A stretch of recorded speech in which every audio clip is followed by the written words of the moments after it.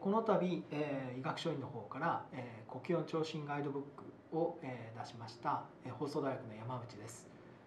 呼吸音の聴診っていうのは日々のケアの中でよくやっていることですけども、だからその聞いてそれをどうケアに結びつけるかと、そのことについてちょっと、今日一緒に考えていきたいと思います。それではまず2つ音を聞いてもらいます。ちょっと聞いてみてください。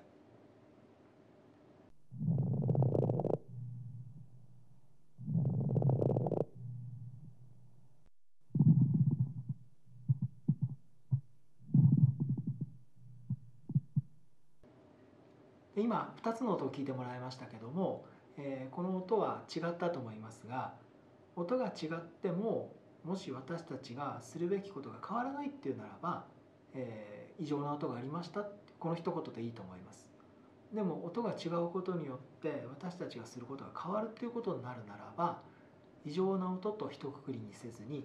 どういう音ですかっていうふうに区別をして、それに合ったケアをしないといけないと思うんです。じゃあ私たちが取るケアの中でタイドレナージってありますね。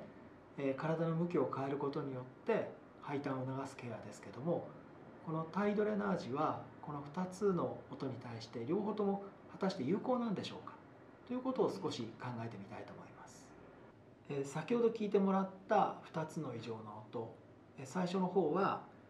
チリチリチリっていう音で、その次の音はボコボコボコっていう音でした。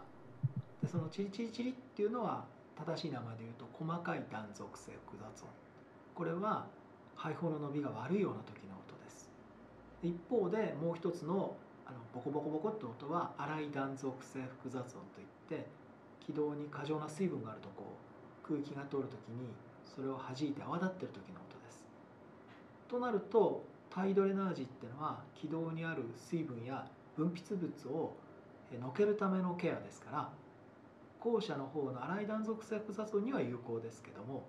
前者の細かい断続性複雑音には全くタイドレナージは寄与しないっていうことが分かると思います。こんな風に聞いた音と起こってる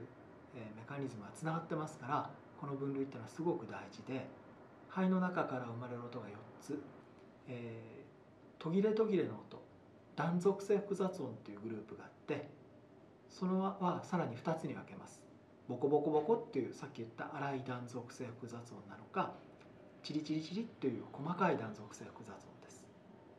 それから今度はずっと引っ張るような音、これ連続性複雑音って言いますけど、これ連続性複雑音はまずヒューっていう笛を吹いた時のような高い音なのか、うーっていういびきをかいた時のような低い音なのかで、それぞれ高調性連続性複雑音、低調性連続性複雑音って言います。そして肺を包んでいる胸膜自体に炎症を起こして胸膜がこすらう時の音、これを胸膜摩擦音って言いますが、その一つを合わせて結局呼吸器で存在する可能性のある異常な音は4プラス1の5つっていうことになります。粗い断続性複雑音は、空気の通り道に水が溜まっているのでそれを弾く音です。で細かい断続性複雑音は、伸びの悪いゴワゴワしたゴム風船を膨らませる時のような音ですから、肺胞の伸びが悪いことを表しています。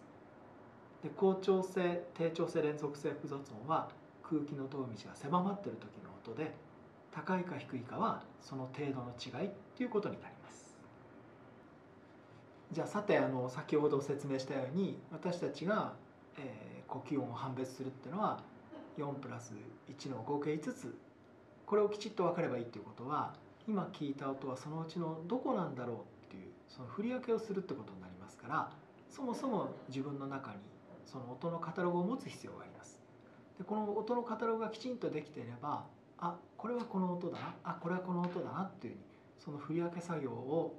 ただすればいいだけですから、